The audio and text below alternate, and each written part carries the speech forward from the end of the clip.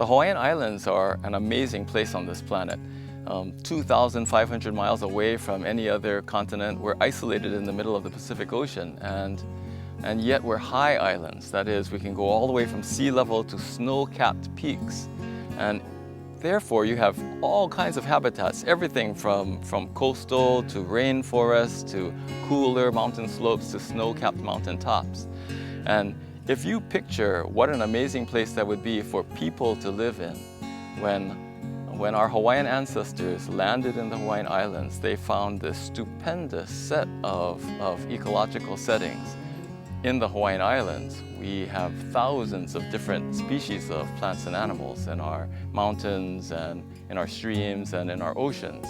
And of the thousands of species there, 90% of them are found nowhere else on the planet. So if you're going to protect those species, Hawaii is the only option for them on the entire planet.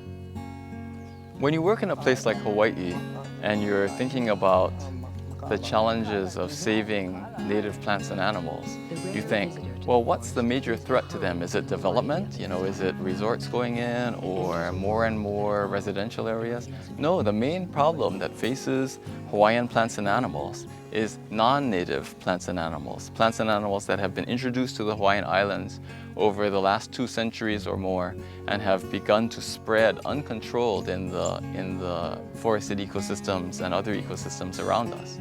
So in a place like this, you look around you and everything seems lush and green, but it's really instructive to know that the majority of the greenery that's around us is non-native plants, like this fiddlewood. This is a very fast-growing non-native plant, and it threatens to crowd out the native species.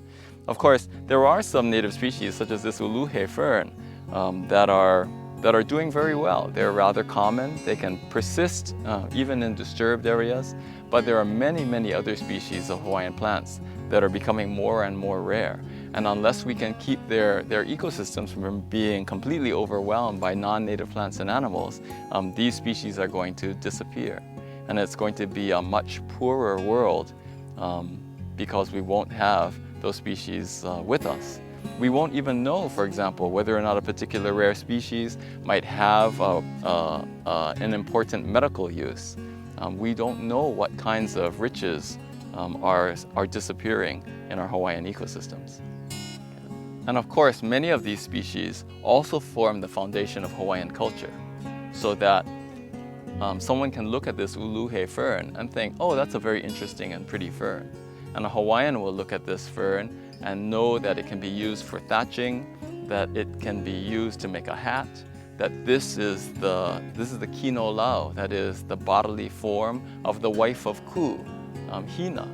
And in fact, Hina on the Big Island, in the form of this fern, forms these huge, thick tangles.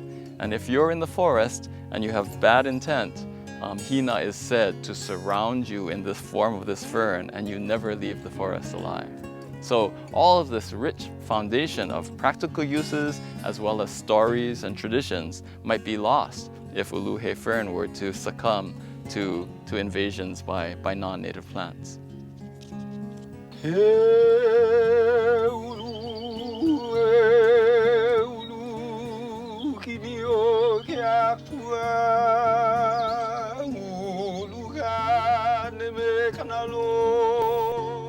Actually, the reason that Hawaii is one of the best places in the world for studying volcanoes is that they're relatively safe. That was recognized over 100 years ago, and that's why the Hawaiian Volcano Observatory is here today. Kilauea and Mauna Loa actually erupt fairly frequently, so there's a lot of opportunity to study eruptions. And also they mostly erupt non-explosively, so they're relatively safe to study. There are a lot of other volcanoes around the world that erupt only explosively, and of course those are very hazardous, but they're also very dangerous to study, so you don't learn quite as much. But I think one of the reasons that belief in Pele has persisted amongst Hawaiians in particular is because when you're here, you feel the presence of something. It's a very special place. You see real unusual phenomena, almost supernatural phenomena in flowing lava and in watching eruptions happen. Sometimes as a scientist, it's almost difficult to concentrate on the scientific aspects and just observe as you experience so much. But I think that's one of the things that Hawaiian scientists can bring to science is maybe a little bit deeper understanding of some of the local phenomena.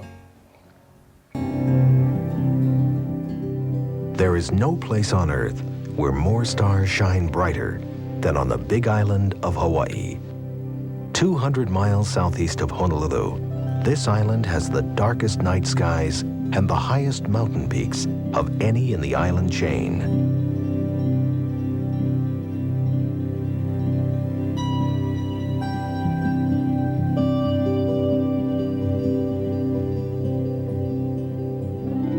We say that all of these things came from the sky. O ke au I kahuli vela ka honua, o ke au I kahuli lole ka lani. We say we came from there. The Polynesians say they came from the sky.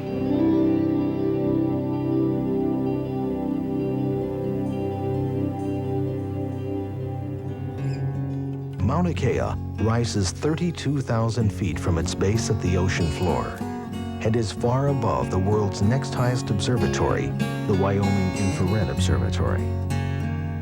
Mauna Kea is now generally accepted as the best place known on Earth for optical, infrared, and submillimeter observations. Like strange alien spacecraft, these otherworldly domes are parked on the pinnacle of the Big Island. They protect state-of-the-art telescopes worth nearly $200 million, a figure that will more than triple by the end of the century. These eyes on Hawaiian skies constantly scan the heavens in search of the answers to our universal questions.